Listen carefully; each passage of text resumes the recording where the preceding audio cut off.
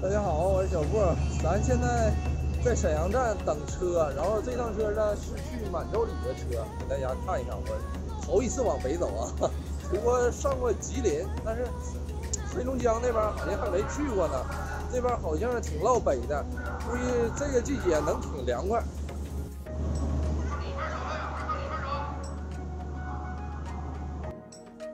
给网上买的票，上下3层。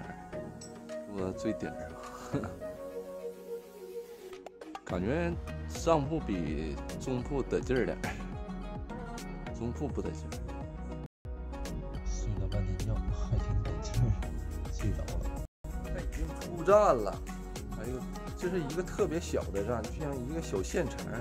另外，我感觉这块穿个半截袖，现在都有点冷了，但是现在是3伏天了，我也没带厚衣服。 避暑好地方。你这从哪儿来？大连呢？我哪从大连来？我从那个我从沈阳那边过来。沈阳啊，这不大连车吗？5.5。啊，盘锦。跟我军哥见着面了，但是这块有点冷啊。那出租车司机告诉我，明天立秋了之后，就是气温变化会特别大。 好了，这期视频就分享到这里，因为我待会儿得收拾东西，然后可能今天就得上工地了啊，大家拜拜。